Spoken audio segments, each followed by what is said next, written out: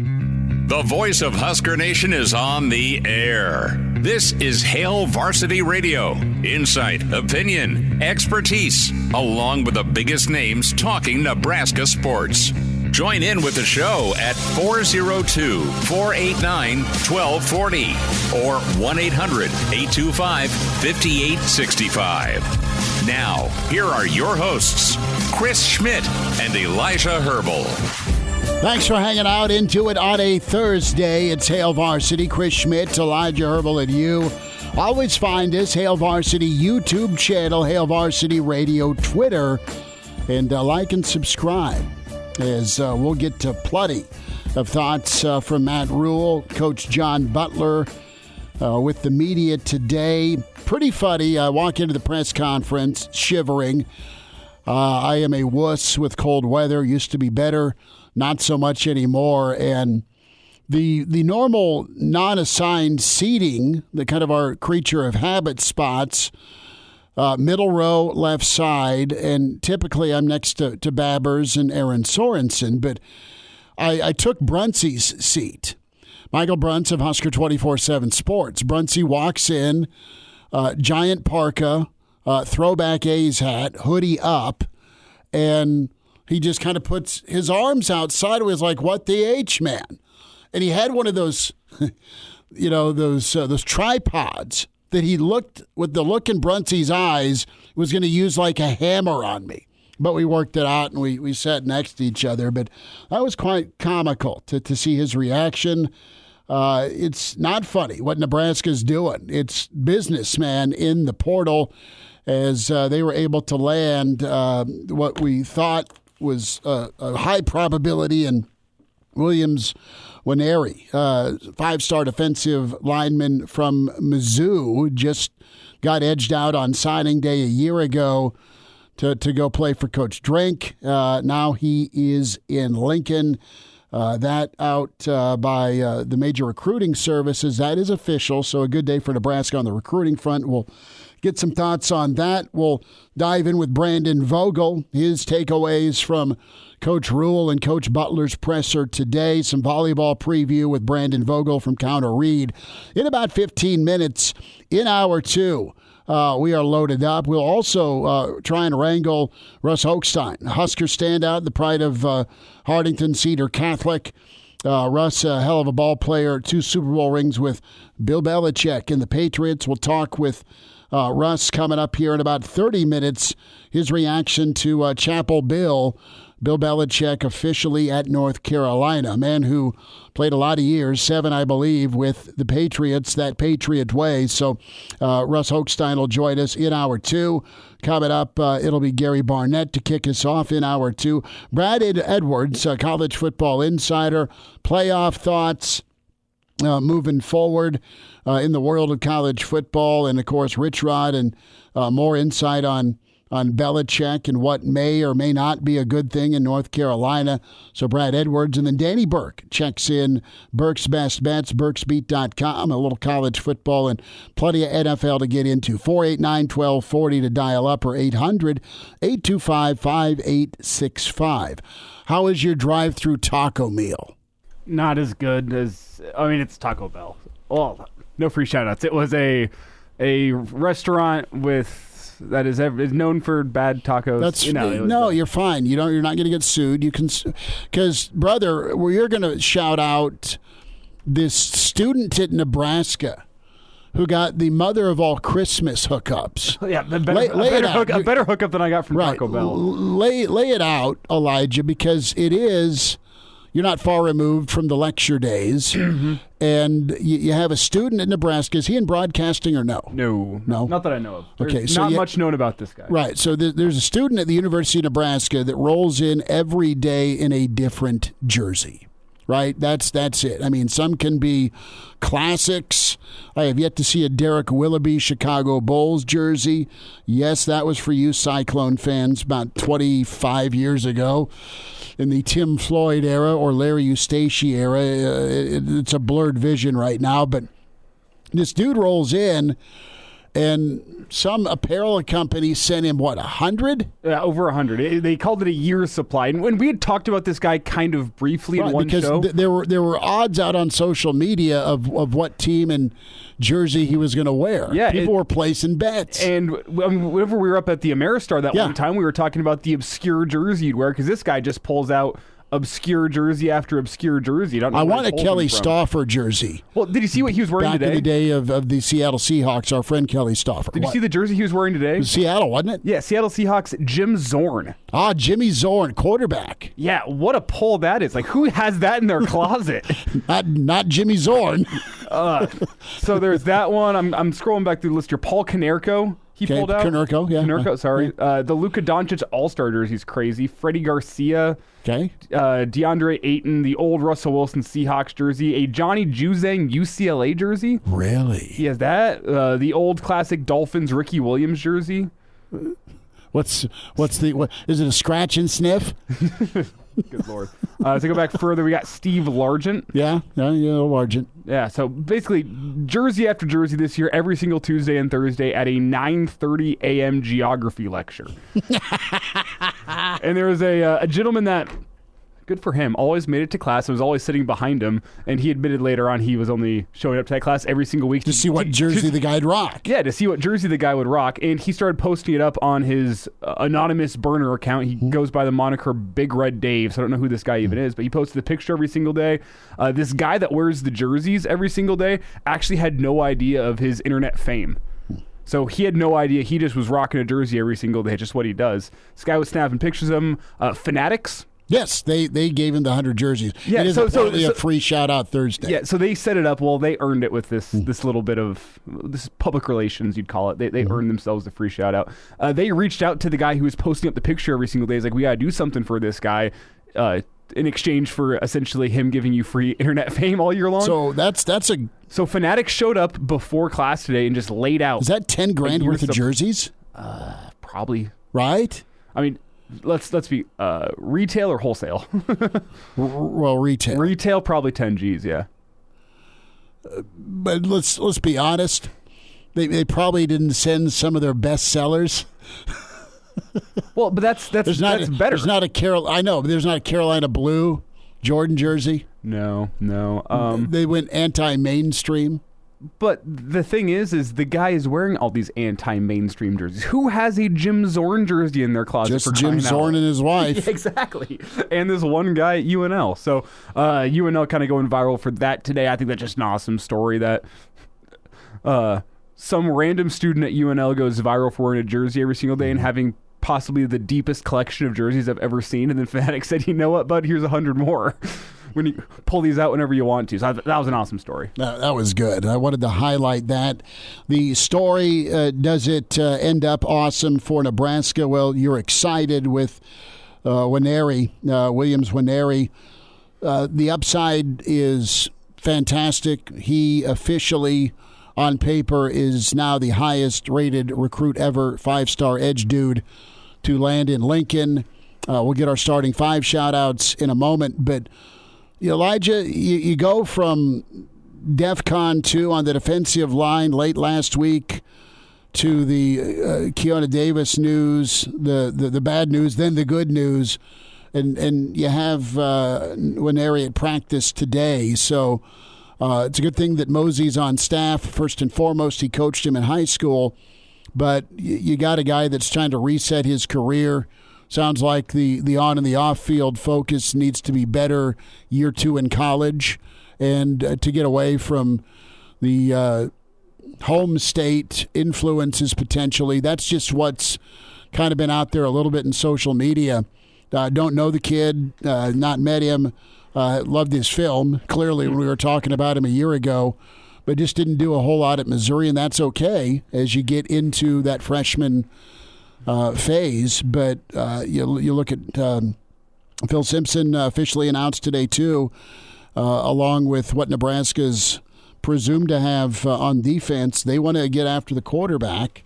That's a duh. Yeah, you do, but it's a priority. And to get a guy like this with what's coming back, what things are looking up for the Nebraska defensive line. Oh, absolutely. And after the sky is falling type week that Husker fans had last week to turn around and now look at your defensive front. And I know I'm going to list some guys that are technically listed as outside backers, but they're going to be playing. Their jobs to go kill the quarterback. Their jobs to kill the quarterback. They're going to be playing on the line of scrimmage. That's who I'm laying out here.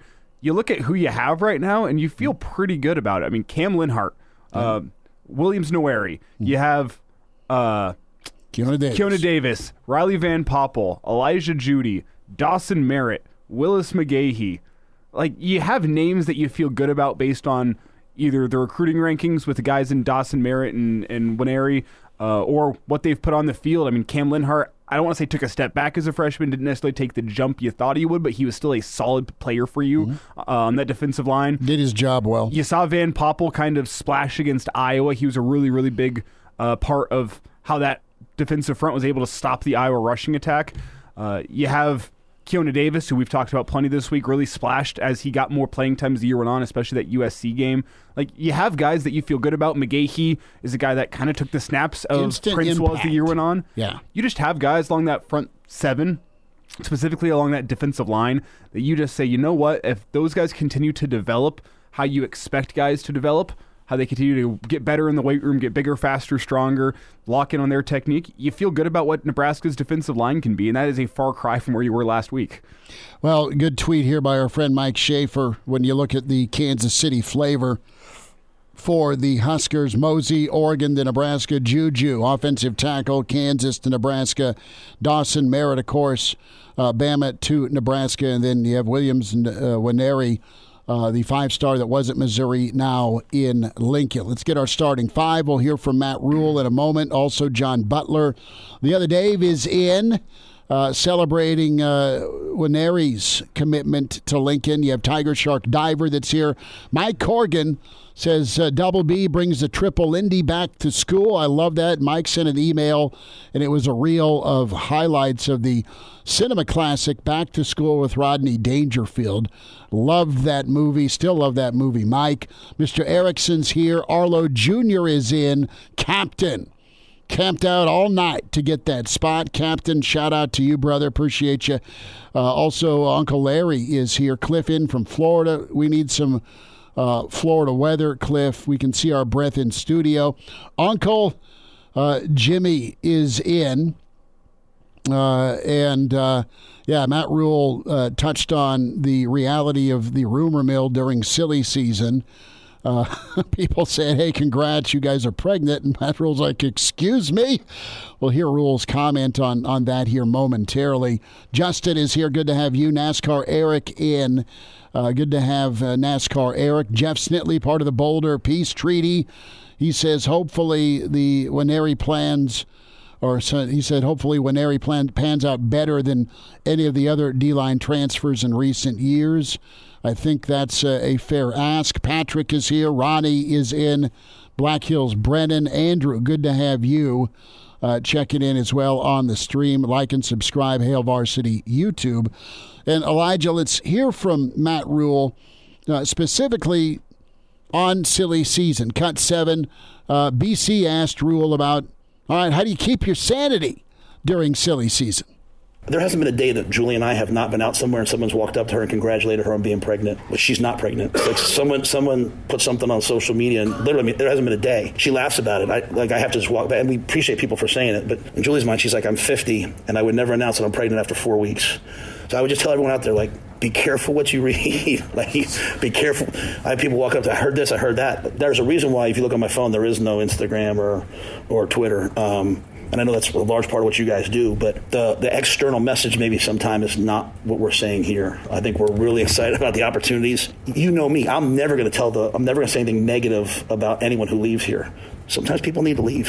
Sometimes people aren't a great fit, staff-wise, player-wise. Sometimes there's guys you wish would stay, but they have to do what's right for them. But we are officially now have. Like 1890, they've doubled down and they've helped us out, and now we have the rev share. Like, we're going to have more than most people in college football. And so we have to make really good decisions. But, the staff that we've added, the people that we've added, people will text me and say, hang in there. I'm like, we're 6-6. Like, This is we're 6-6, so we got to get better. So I've really enjoyed it. Now, there's an emotional component of me that loves everyone I coach, and sometimes I worry about some guys making bad decisions. But I knew this was going to be really hard. Just getting from 150 down to where we are, and still adding the talent that we need to win. And so I see this as great opportunity, and this is a time that we need. So if I had one message, it would just be be careful what you hear, be careful what you listen to, be careful what you read. There's usually an agenda. A lot of people make money off of the chaos around Nebraska football. And there's things out there and I feel sometimes bad because I think sometimes you guys think I'm lying to you. There was a report that I had fired Garrett. I didn't fire Garrett. And then, honestly, the night before signing day, Garrett said, hey, my dad offered me a job. I haven't taken it yet. And, I called every recruit and said, hey, chance Garrett might leave. But I didn't know it till that night. So, but I love Garrett. He did a great job for us. He recruited Ja'Cory. He recruited Cortez. He recruited some great players for us. Now we got DeKeel here. And DeKeel, I think, he's going to be great. So this is a really good time, I think, for us. This is a time moving forward that we can make a jump. I expect us to make a jump. And the guys that are out there working. But there'll be a lot more perceived chaos in the coming weeks because that's what's going to happen. Some coaches have made the decision to try to keep their roster together through the bowl game. I feel like it's best to get it done now, and so we can move forward into the bowl game with who we think is going to be around.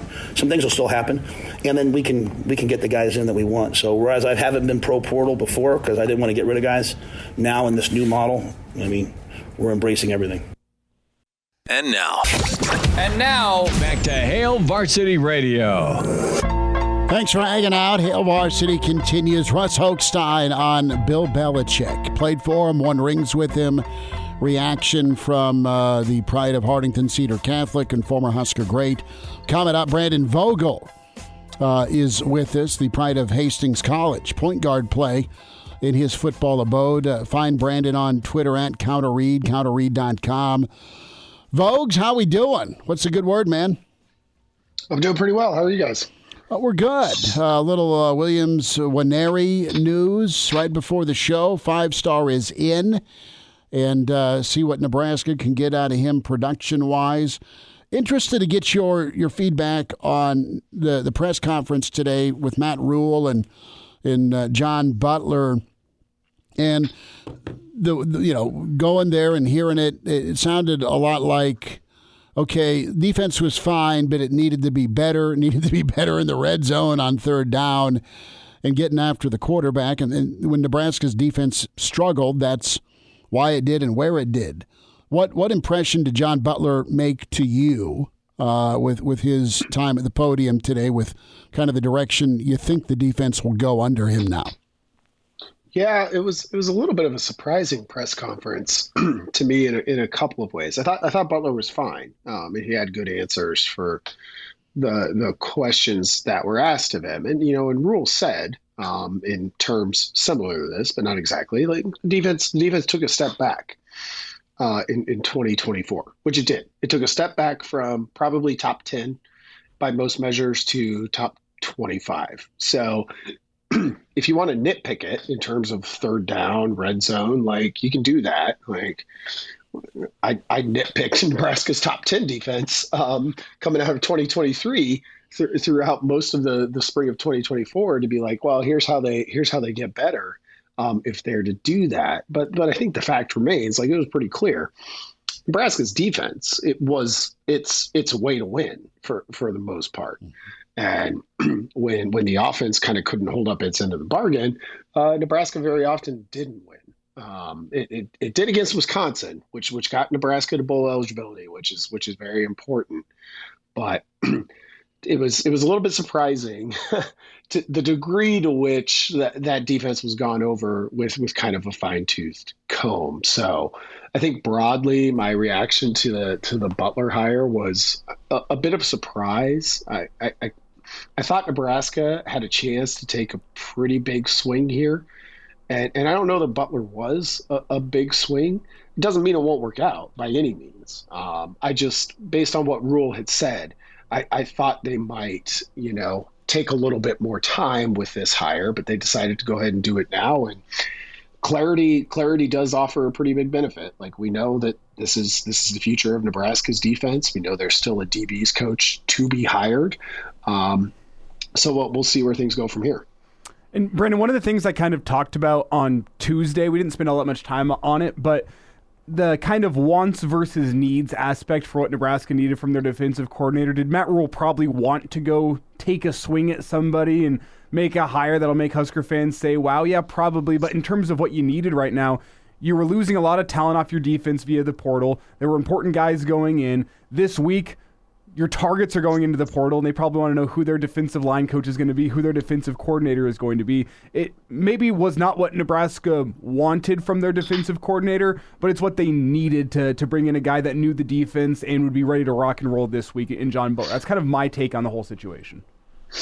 Yeah, I mean, possibly you wanted something else for Christmas, but you got a really nice shirt, so that's good. You'll use it. I think there's some legitimacy to that, and I think particularly now, it's not just like how college football is, quote unquote, today.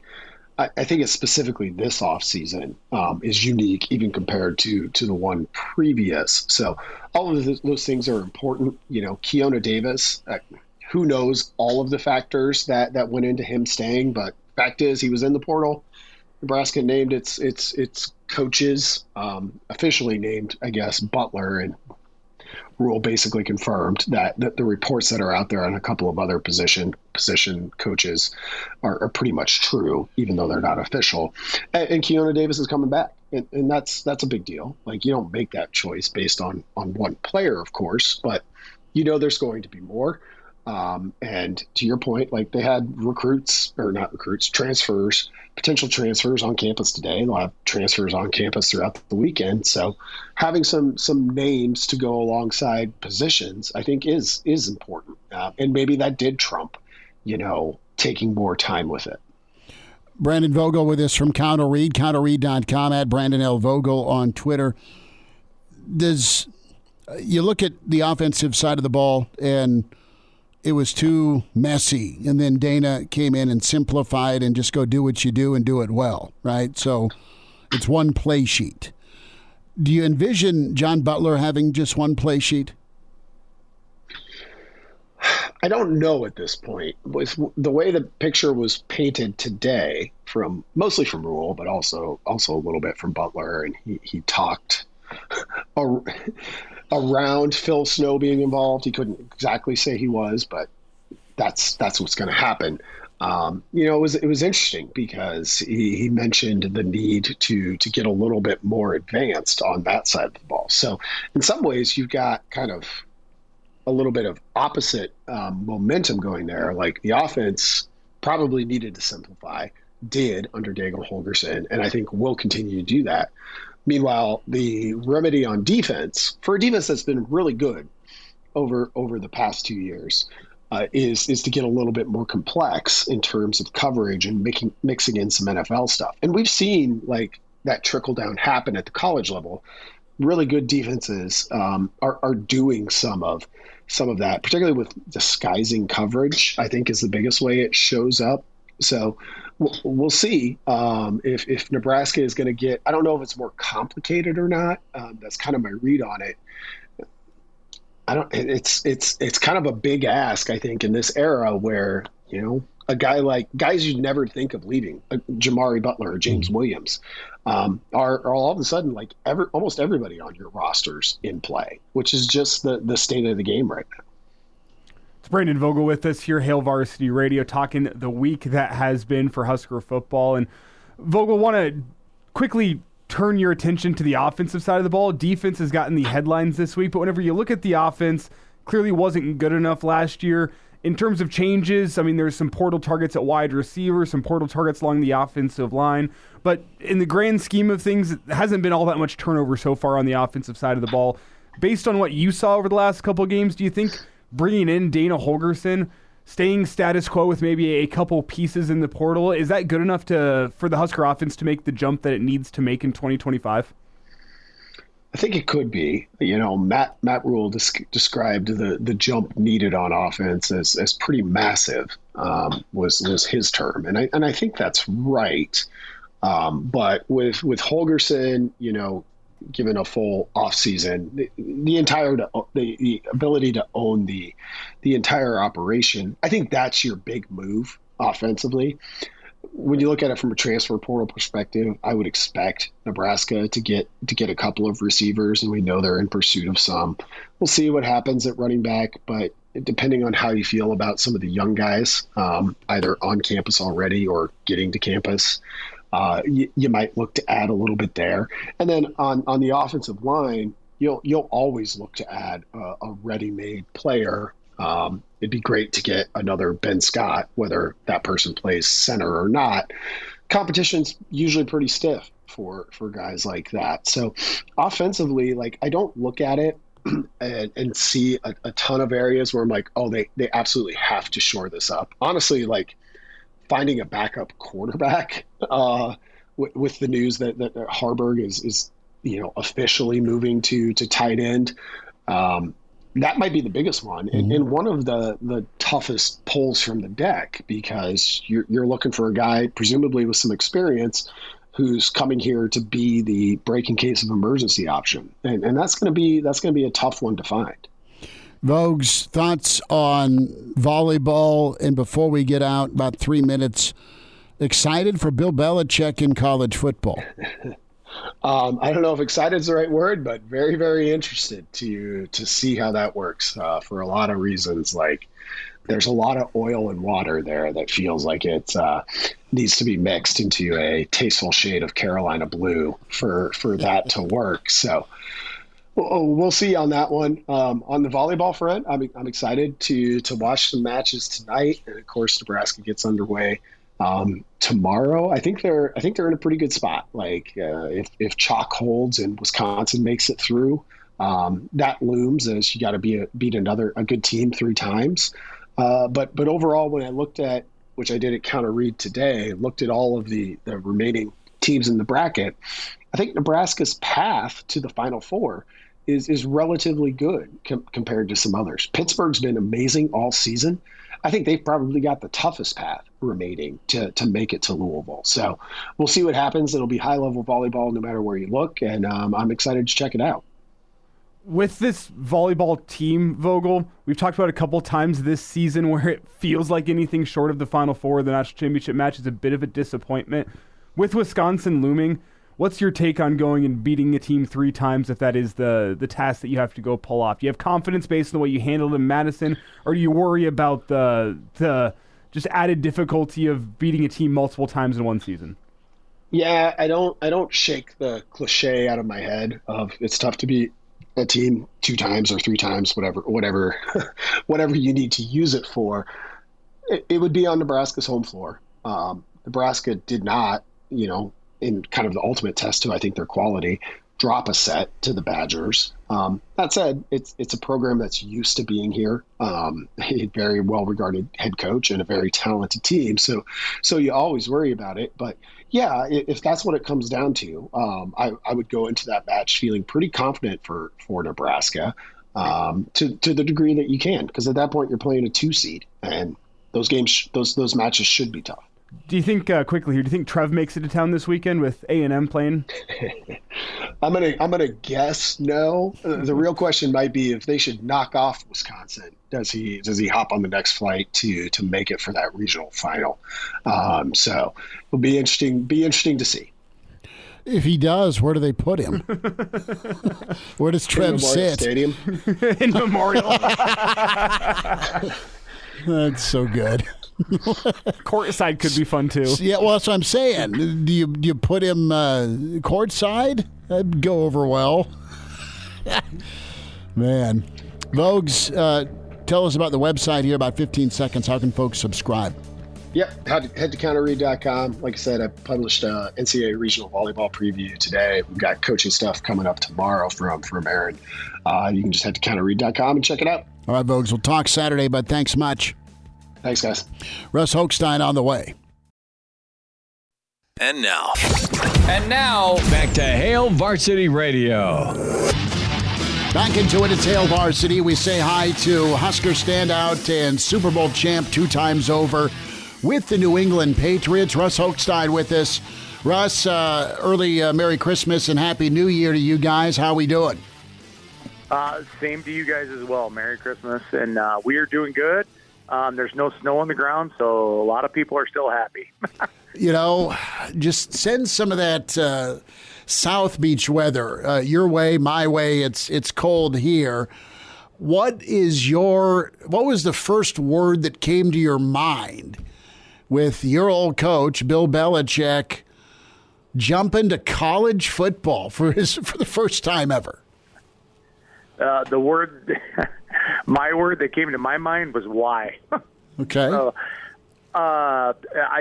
In all seriousness, I was a little shocked that he was thinking about going into college football. But if there's anybody who can do it, it's that guy right there. He's obviously a phenomenal coach, and he thinks things through very well.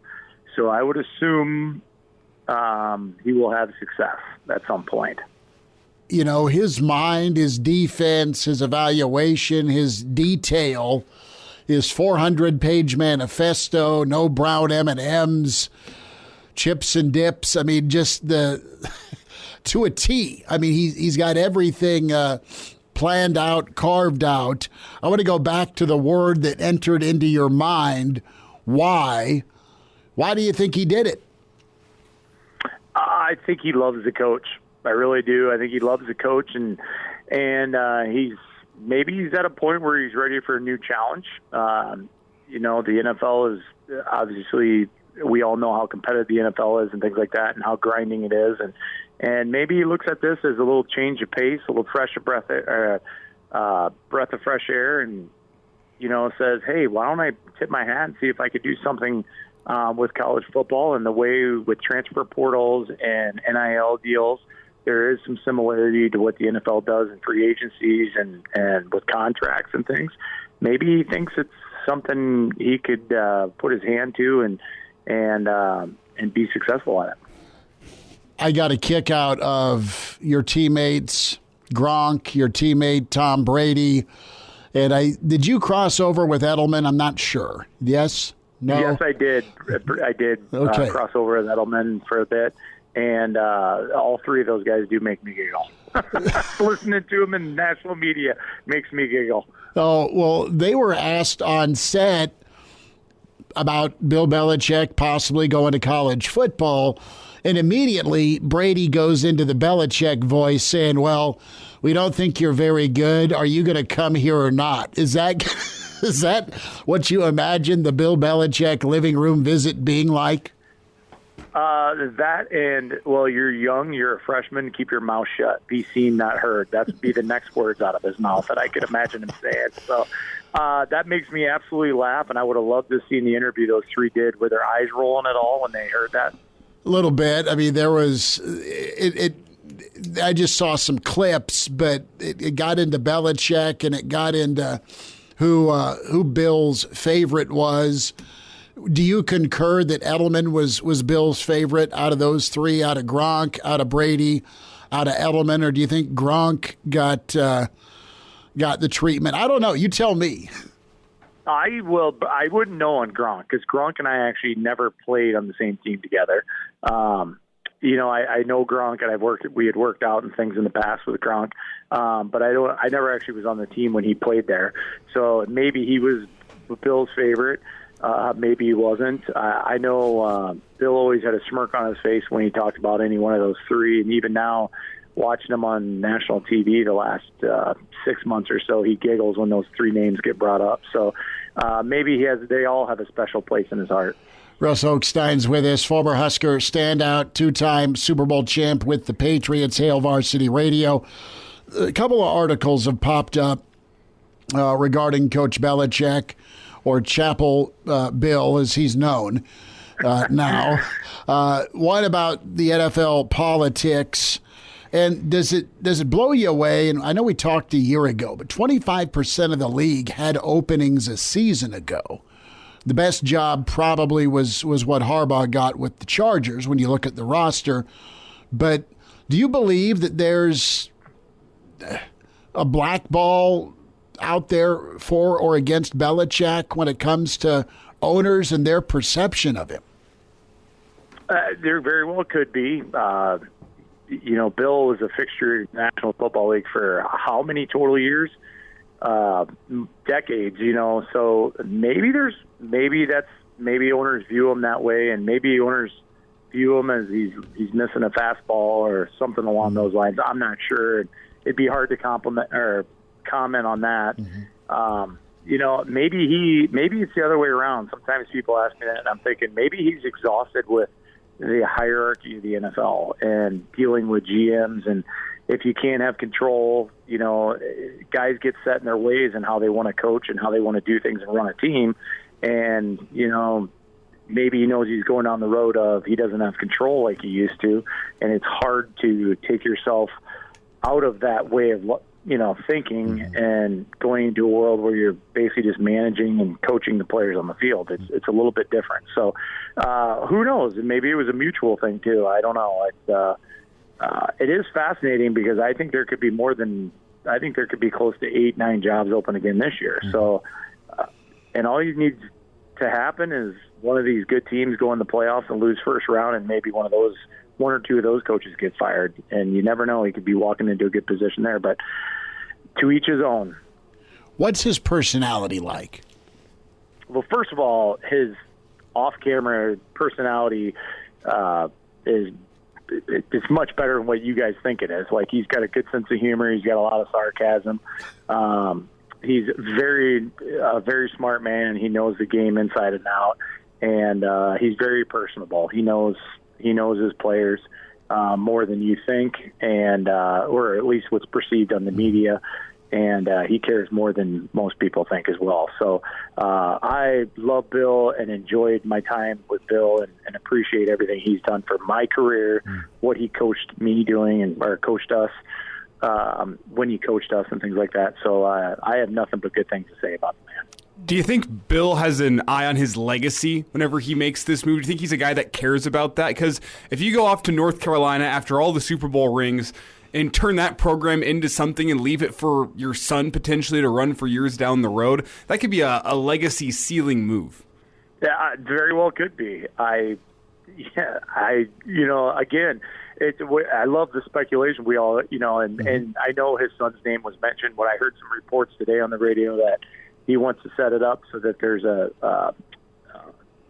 chain of, if he leaves, that they're not just left in a lurch and they have someone there to be able to coach and things like that. I think some of those things are way harder to control than people think.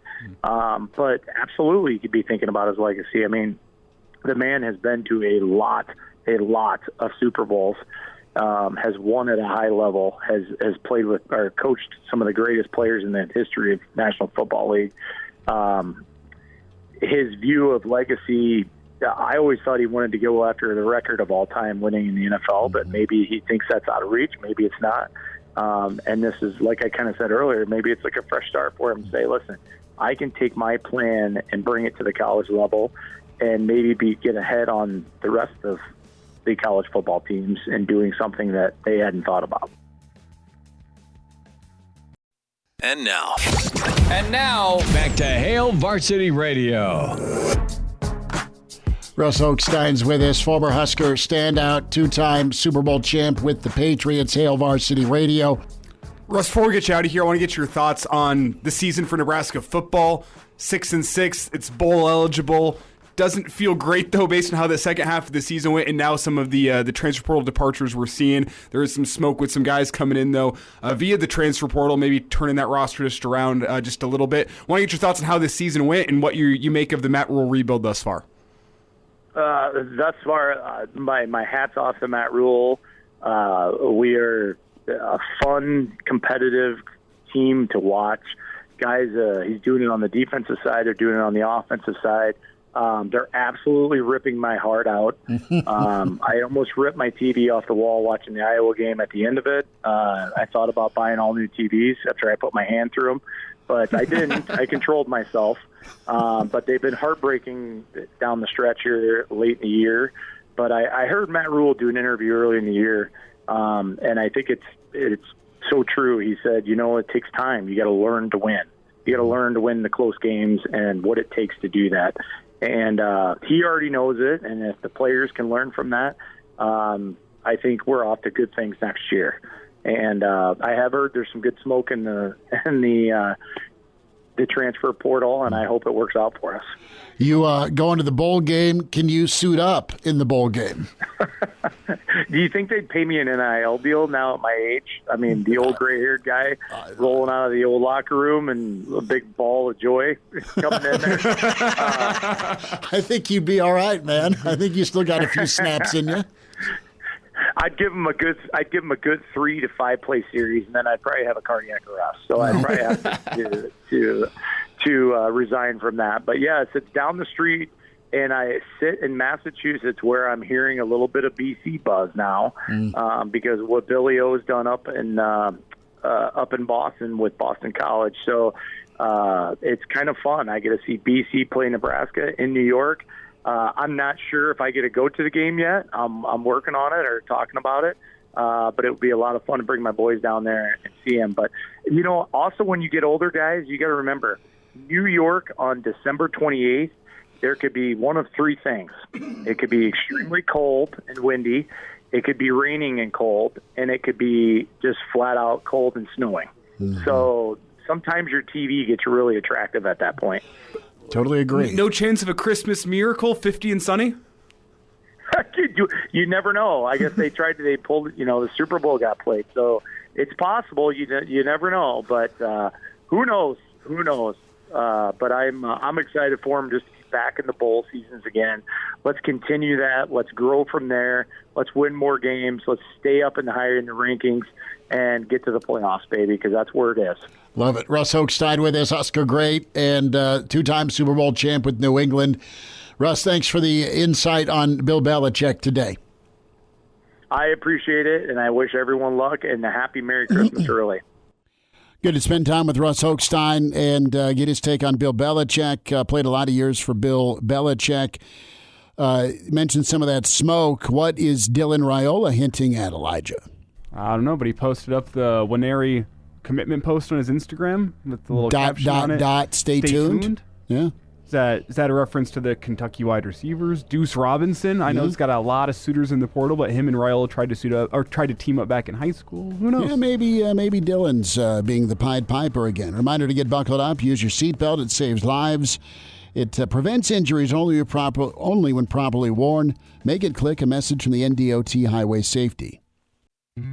The voice of Husker Nation is on the air. This is Hail Varsity Radio. Insight, opinion, expertise, along with the biggest names talking Nebraska sports.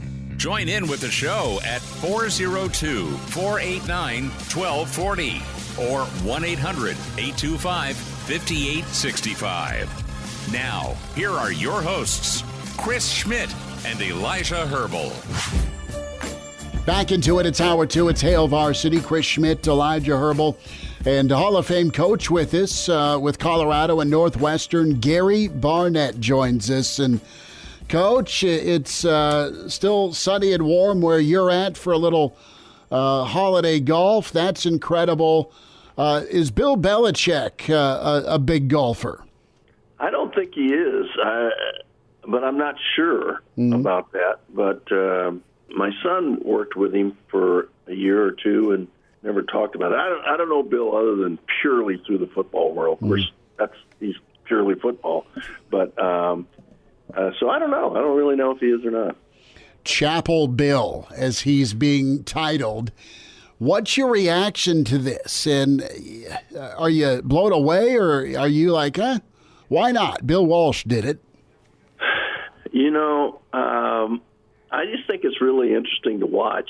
North Carolina, those guys aren't dummies. There's got to be a reason for them to make this hire. And so like everything else right now for me, because the football world's been turned upside down since the last time I coached. Mm-hmm. So I'm just sort of watching it. And it's like hiring Dion. I'm just sort of watching to see what happens. Anything can work. I mean, it's such a different world. I mean, you talk about a guy that's dealt with money and salary caps and maybe not NIL, but it's the same thing. So there can't be anybody more experienced than that. Now, he's had people do all that work for him, but he's a great football mind. And, today you have an organization that recruits for you. You have an organization. You have a general manager that handles all your finances for the players. You have, I don't know how much really a guy needs to do. I mean, Deion doesn't go into a home. He does everything by the video or Zoom. I mean, Bill Belichick, you can't have somebody present a more stand-up, resume than Bill Belichick. So who knows? But they think it's going to work. I'm just going to sit back and watch. Well, the 400-page manifesto with yogurt and chips and dips and no brown M&Ms is up his alley. A little bit of a Van Halen tribute, right? No brown M&Ms shall make its way to the dressing room. You got to read through the contract, details, Coach Barnett. And things are shifting, and you've talked about this with us. It's more NFL-like, not only with the players and the portal, and everyone's dealing with it right now, but also just from an organizational standpoint. You might be better off turning to some guys that have NFL backgrounds, and I know that's what Nebraska did with Matt Rule, first and foremost as a builder, but now the NFL experience from an organizational standpoint and CEO is, paying off in this new era. I'm going to ask you this: what do you think you did best as the top man, that CEO, be it staff or players? What were you proud of most with your role?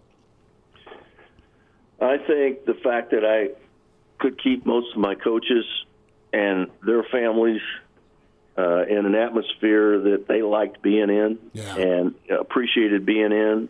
And I think my players, I think I treated them all as men and adults. And I think there was an appreciation for most of that. Not everybody, of course. But I don't know. I guess that's what I would look at that happened with me. But, talking about Belichick, my son worked for him, and he was pretty much kept the free agency board. And so the details that they go into deciding whether or not to pick up somebody from free agency was incredible.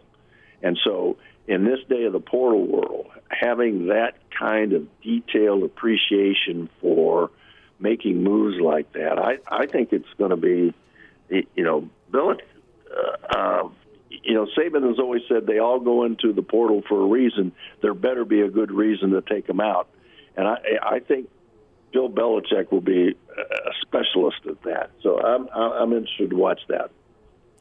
Gary Barnett with us here, Hail Varsity Radio. And, Coach, as you look at this portal season we're in right now, it kind of seems like if you ain't tampering, you ain't trying. That seems to be the general theme in college football this December. Just want to get your thoughts on that. I know we talked last week about how you rein some of these things in if you're the NCAA, and the answer is, well, there's no real answer as of right now. Some things have to change about the sport. Just want to get your thoughts on that, just kind of how normalized it has become, the tampering aspect of college football. Well, what happens if you're the rule follower, you get really mad at the guys who don't follow the rules. And the rules are you don't tamper, and so I think, who are you? It's your name's on the door and on that program, and what do you stand for?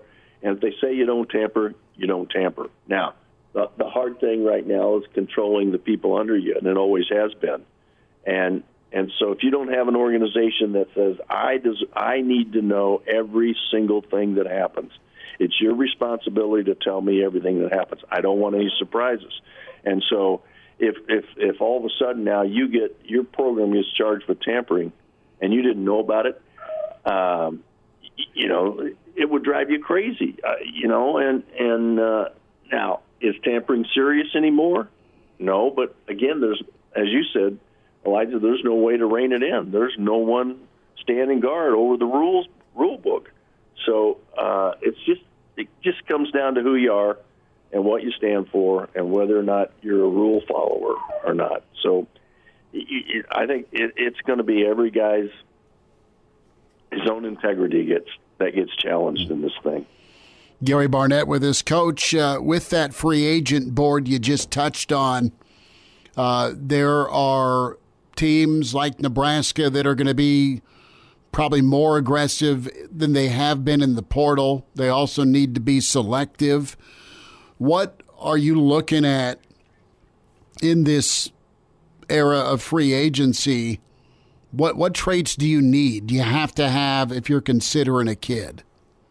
Well, I think first of all is he going to help you immediately? Mm-hmm. Is he better than what you have, or is this someone that you need to take, or you're looking at taking to develop? And I think there's a little bit of opportunity for both of those.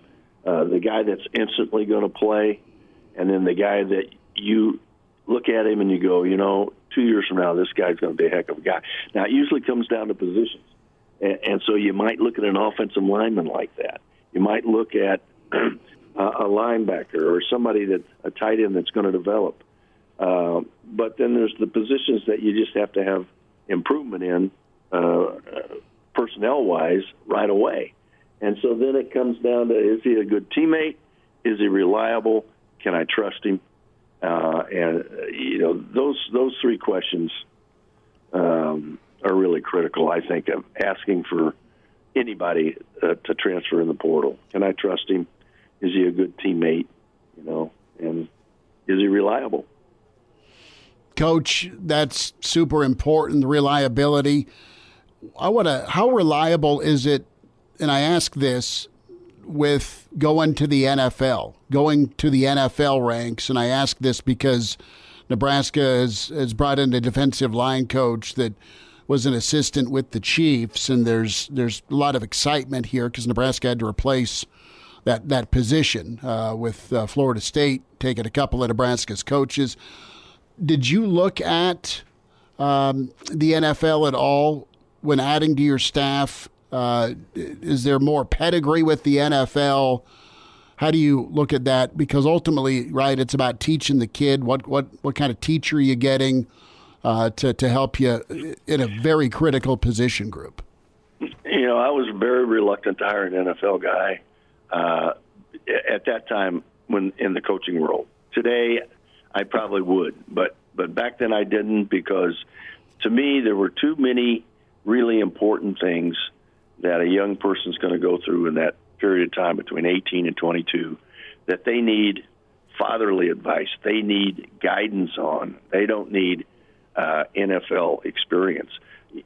How serious are my coaches going to take the grades of their players? How serious are they going to take holding them responsible for their actions and going to class and doing things like that? Those were all things that were important, Chris. Mm-hmm. Those things aren't so important anymore, unfortunately. And so I think the move to more NFL guys, Deion's a perfect example.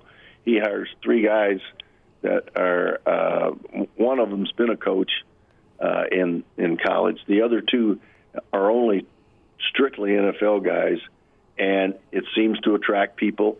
I'll tell you what, they play harder and better than they ever have in the defensive line, and I got to give them credit.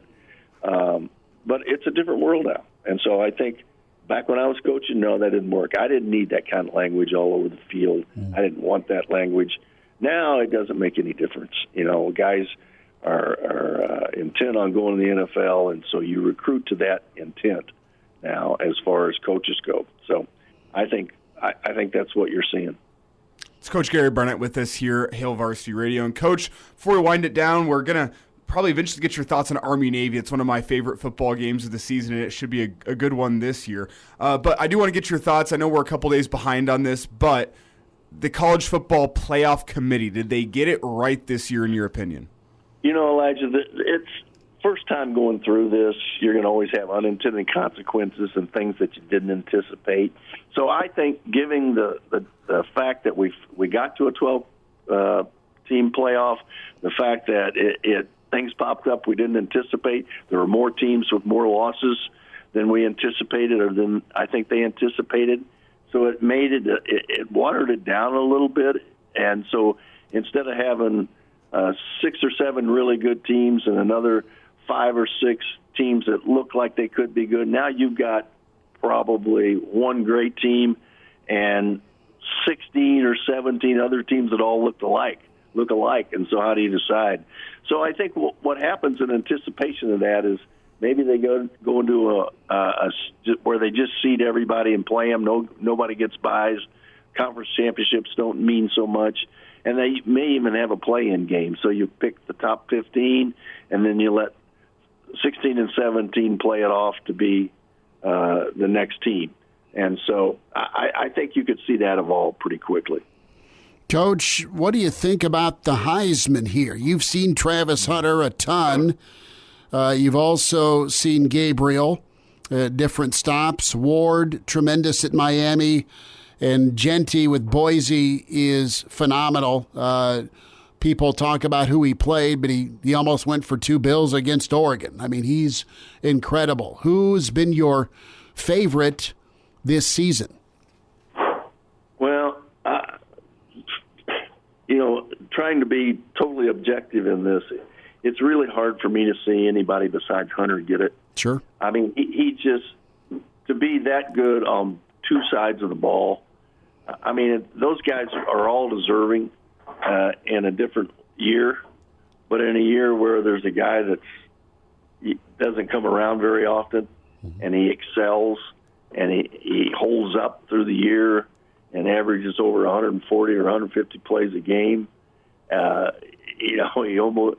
I mean, I don't know how you not give it to the guy, but we'll see. I think it's a tough year for Ward and for Genty to be in competition, and Gabriel as well, and Shedeur Sanders. I mean, I truthfully, Shedeur Sanders will be the first player taken in the draft probably. No one's done more for his team than Shedeur Sanders, and he's been sacked 91 times in 2 years. So, I really would have to make an argument for Shedeur in there, but he didn't make it to the finals. So, but I don't know who's done more at a higher level than Travis Hunter. Coach, we'll try and run you down next week for kind of a bowl bonanza, but what do you think of Army-Navy? It's to me, college football at its purest. Like all the things that have gone away, Army-Navy still has it. That's what I love about this game. You've done that game, right, Coach? You know what? I haven't, Chris, and I have.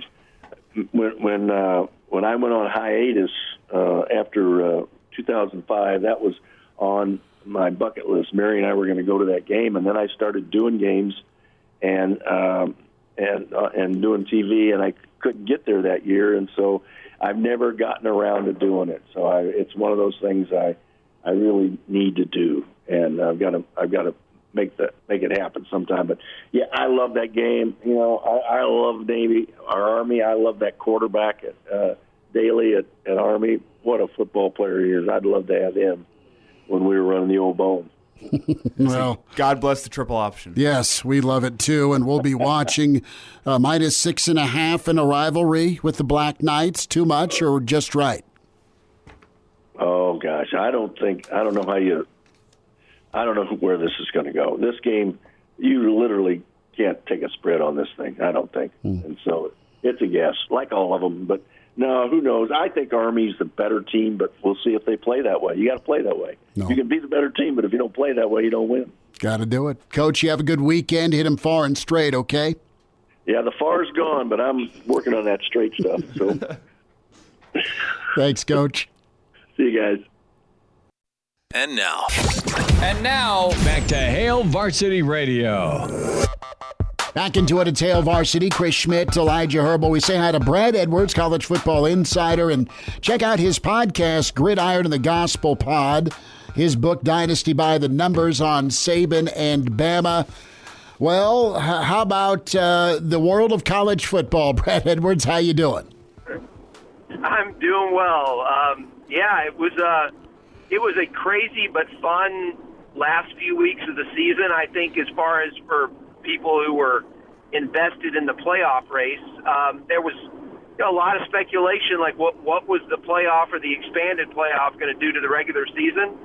And look, I think all things considered, the last 3 weeks or so were probably as exciting as any season I can remember going back to maybe 2007. So I would say that at least in year one, expansion of the playoffs succeeded in giving us some more compelling games, and that, by the way, is even including having a number one team that was undefeated, and they were never upset. Number one stayed the same through those final weeks, but even with that, there was still enough turnover and enough upset that it was a lot of fun. So, from that perspective, I think it was an enjoyable end of the regular season. And you have a number one that's been, they had the one battle against Ohio State at home, which was really close. But other than that, Oregon kind of rolled through their season. We talked plenty last offseason about, we don't know how feasible going undefeated is going to be in college football anymore with all the powers in the SEC, all the powers in the Big Ten. Oregon does it, and I don't know if they necessarily get the credit for going undefeated that I thought they would if you would have told me they did that preseason. But with that in mind, it still doesn't feel like it's an easy path for Oregon by any means. Like, the 12-team playoff is wild because as I sit here and do math, Texas has lost to Georgia twice this year, and there's a scenario where they go win the national title without ever beating Georgia. It's just wild. Right. Yeah, I think one of the things that you get with the expanded playoff is that even toward the end of the season, you're still so far away from winning a national title that it's tough to get too excited about any one team. And I think that is part of what's happened with Oregon. I agree with you. Like, on my podcast, we brought this up last weekend when we recorded, was that this was like, it was amazing how little we discussed Oregon throughout the season. And I think it's because when you're winning and you've got, upsets or meaningful results taking place everywhere else, you become boring. There was nothing to the Oregon storyline that was compelling from a playoff perspective. And because there's so many other spots. Now, look, if you're undefeated and there are only 4 spots available, as there had been in the previous 10 years, then you're still going to try to find a way to get excited about anything that you think is a potential pitfall for that number one team. But in the current model, you don't need them to lose, and because they didn't, and there really weren't many games on the schedule that going in, you thought that they, might be up for a little bit of a challenge. You kind of ignore them, and even now, where I think you would have to acknowledge, okay, Oregon should be the favorite. They're not such a heavy favorite that you get really excited about them, and especially when you look at the draw. We all know this, whatever you call this thing that they did with, requiring that the top 4 seeds all be conference champions. That thing made a mess of the bracket, and so now Oregon obviously does not have the easiest draw, even though they are the number one team, and so they're a favorite, but not as big of a favorite as many number one teams in the past. Brad Edwards with us, Hail Varsity Radio, college football insider, Gridiron and the Gospel podcast. So I want to get your thoughts. I know Bama lost to some teams that are in the playoff. They've also beaten teams in the playoffs. How many teams do you think Bama should be in over? Or are you of the opinion the committee did get it right, leaving out Bama at 9-3? Yeah, that really is a tough one as far as, okay, if you take the committee and their challenge to get the best teams in, I think Alabama, as well as some other teams, Ole Miss is another one I would put in this category. It's really difficult to kind of quantify how good they are. We saw in a few games how good they can be on their best day, and I would say Alabama, when it's playing up to its potential, same with Ole Miss, is better than SMU. I'm only gonna look at the at-large teams. Mm-hmm. I would say they're better than Indiana, but it's not just what are you at your best. It's what are you week in and week out throughout the season? And I think because, Ole Miss lost at home to a really bad Kentucky team, Alabama lost to two teams that finished 6-6. There are enough questions there to, I think you can justify saying, hey, week after week over the course of the season, SMU was a better team than Alabama. And I would say the same thing for Indiana. I don't even think it's an argument with Indiana. I mean, outside of that game against Michigan and obviously the loss to Ohio State, they did what any top 10 team should do to the level of competition they were facing. And, I mean, Nebraska saw that up close and personal, obviously. That team, you can sit there and try to pick apart the talent from a, recruiting perspective or a, NFL perspective, but strictly from what they do on the field, I don't think there's any argument they belong. So, yeah, I mean, Chris, I think you could certainly make a case that, from a record versus overall schedule strength standpoint, there are arguments to be made for Alabama being in over someone like SMU. I just don't know that I could sit there having watched the games every week and say, hey, there's no question that Alabama is a better team. And, in fact, you know what? Having watched both teams play a bunch of times, I think if SMU and Alabama played a home-and-home series, I think the home team would probably win both games. And I don't think on the field there's a whole lot separating. Okay. What about the SEC? Do they reconsider their path forward, i.e. 9 conference games?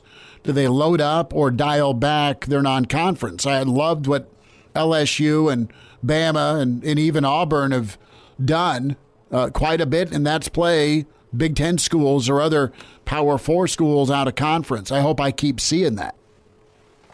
Yeah, I mean, you saw that, Alabama was at Wisconsin this year. Wisconsin makes the trip to Tuscaloosa next season. Alabama has, I believe, a home-and-home with Florida State that starts next year. They have home-and-homes with both Notre Dame and Ohio State that are coming up in the next few years. And that is great for college football. It's great for the fans.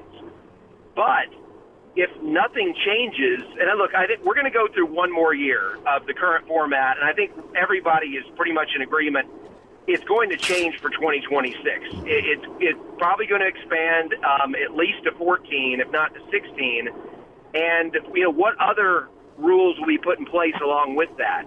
But if nothing is addressed regarding the selection committee and rewarding schedule strength, if we're going to see in the 12-team model the same thing that we generally saw in the 4-team model, which is that, hey, the most important number to the committee is the loss column.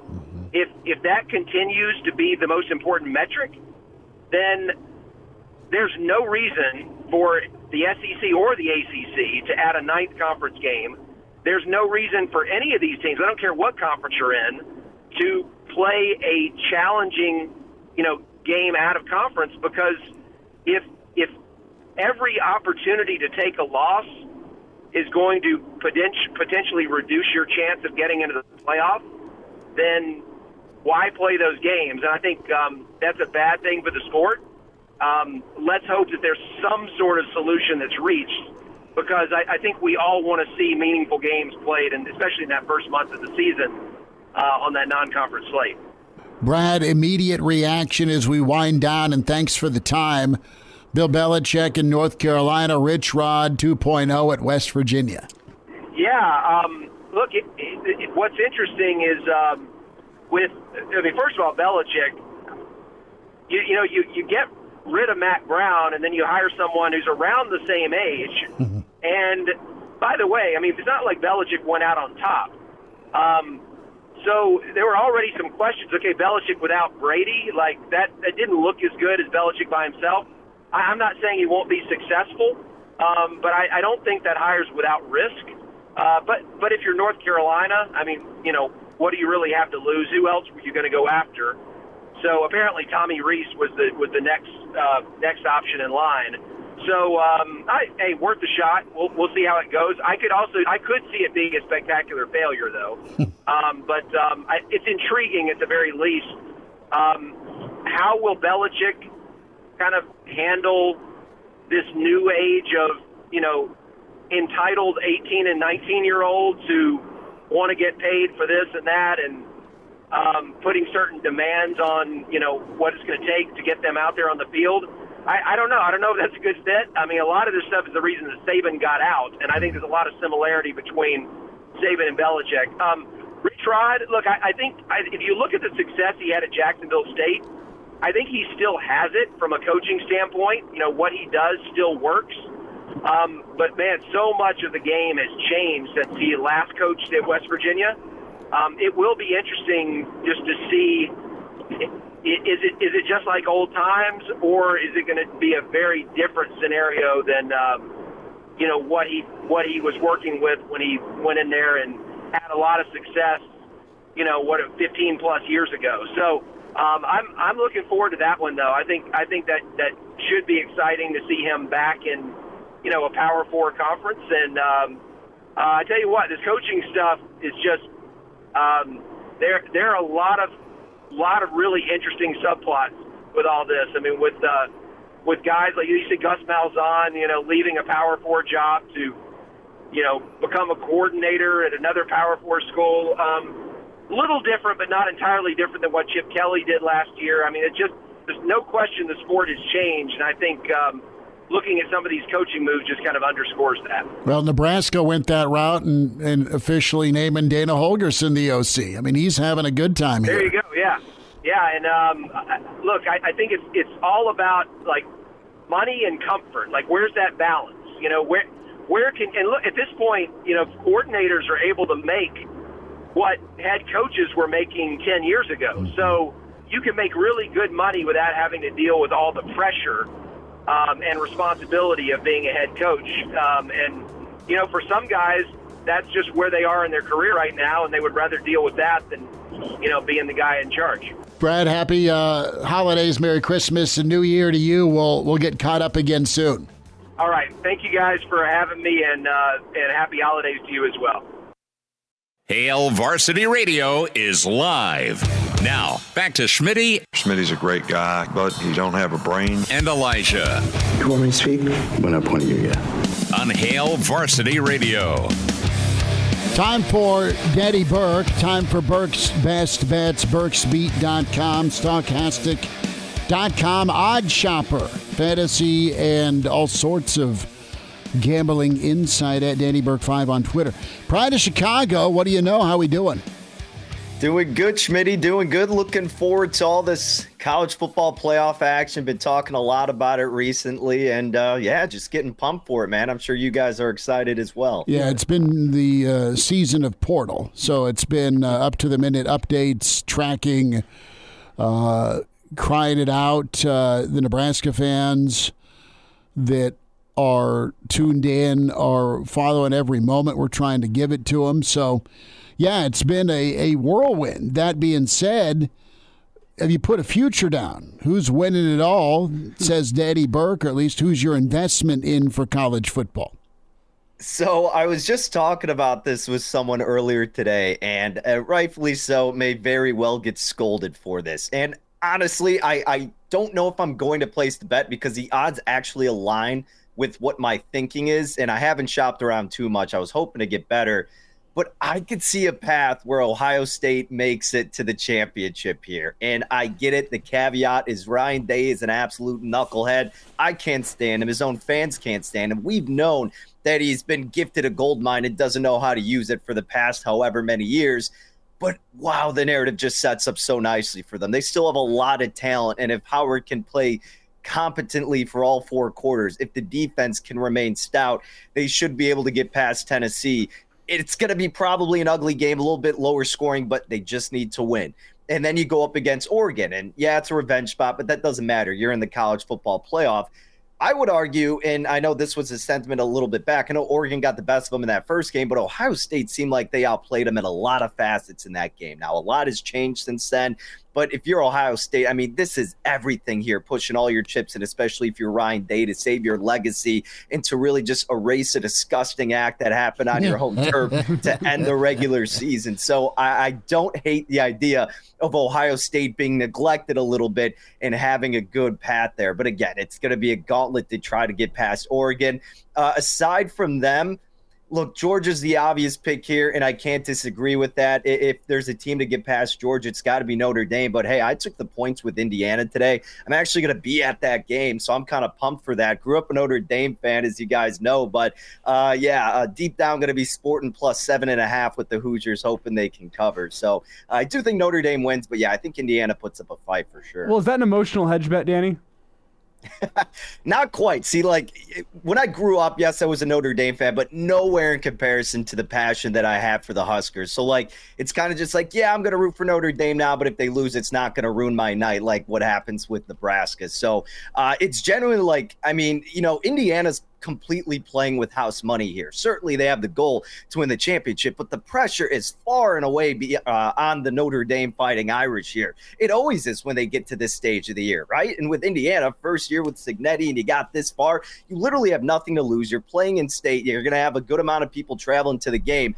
You got to use some trickery as this underdog team here, and I think that's going to work to their advantage with an offense that can keep up with a lot of teams. Danny, keeping it in college football here, it's America's game, Army-Navy this weekend. I know we've talked in previous years about how good of a bet it almost always is to bet the under. I don't know how many consecutive years of the under hitting it's been. It's been over a decade, I'm pretty sure.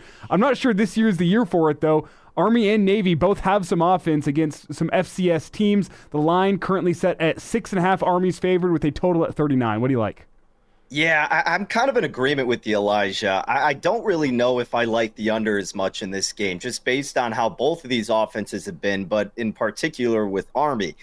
If you're getting under a touchdown, which it looks like you are, 6 in the hook, last I checked is what Army was laying, that's the angle I would pursue here for this week. And I mean, the way in terms of how efficient they've been on the ground attack, look, that's all they do all season long. We know this, but in this year specifically, they have been amazing.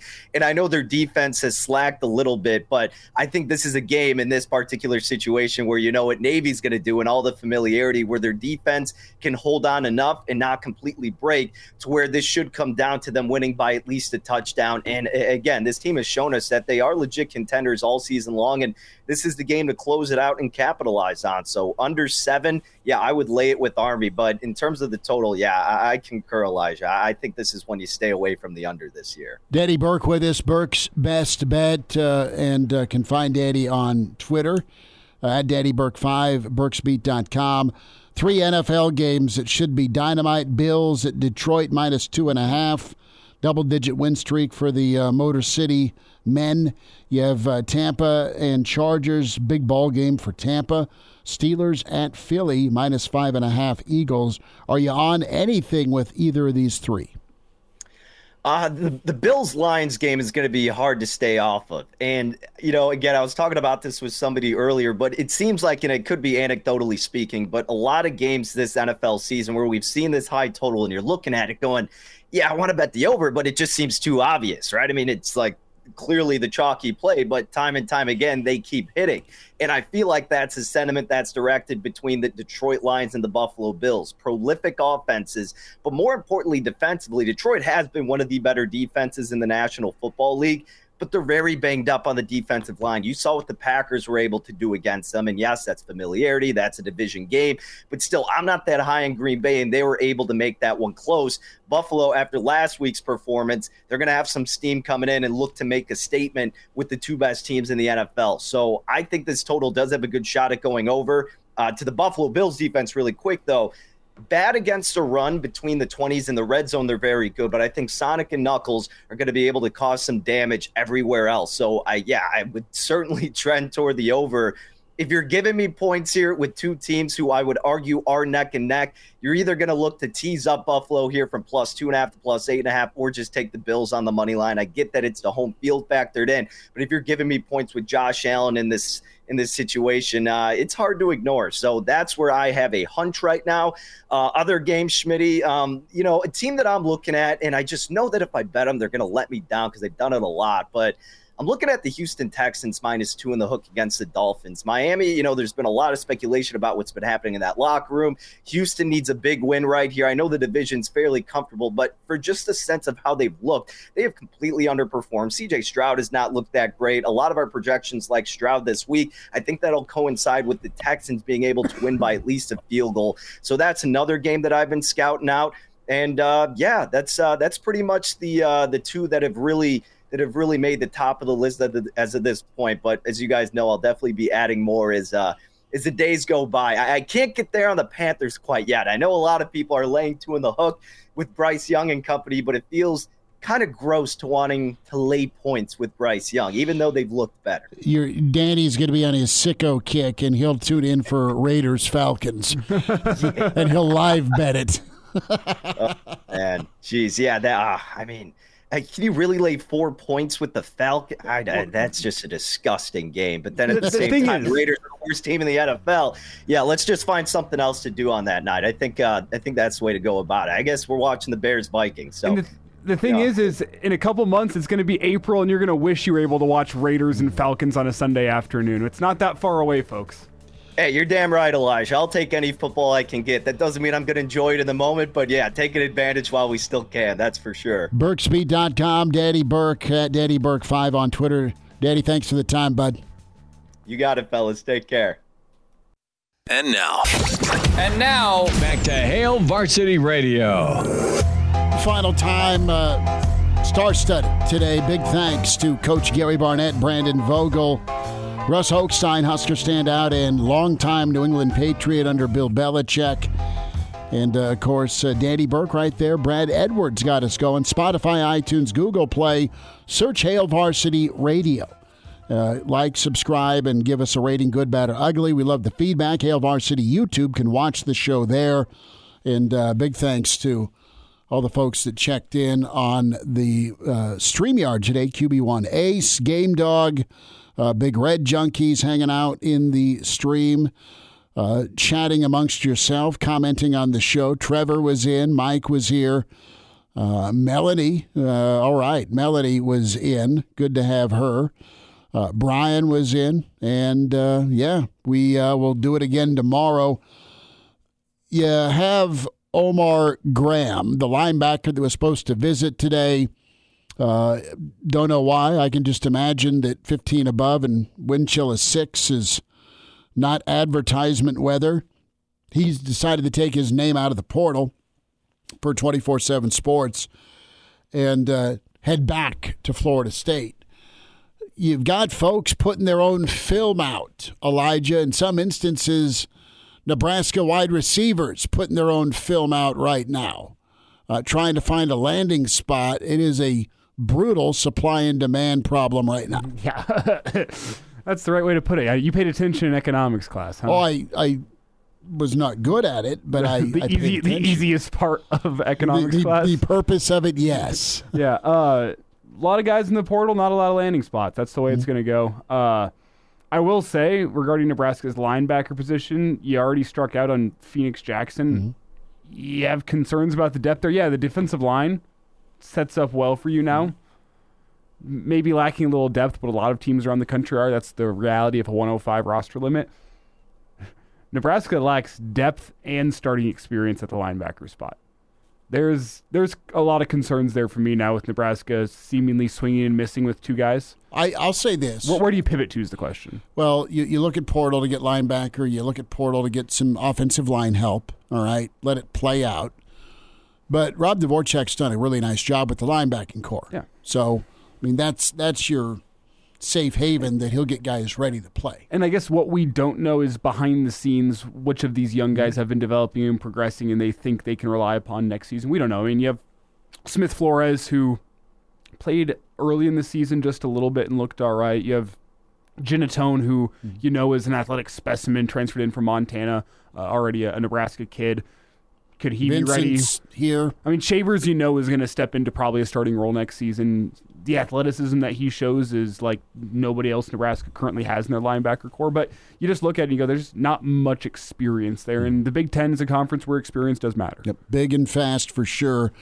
2 years ago, we lost a true great in Mike Leach. I have absolutely enjoyed all the social media postings of great memories of the Pirate. So, sad day, but great memories with the Pirate and some of his great moments, great hits, and just what a treasure he was in the world of college football. Podcast will be up for you here in a little bit. We did a live Average Joe sports show last night also on YouTube, so check that out. Back at it tomorrow. We'll have the voice of Husker volleyball, John Baylor, with us, Bill Dolman tomorrow, Brian Christopherson. Talk to you at 4 with Hail Varsity YouTube channel.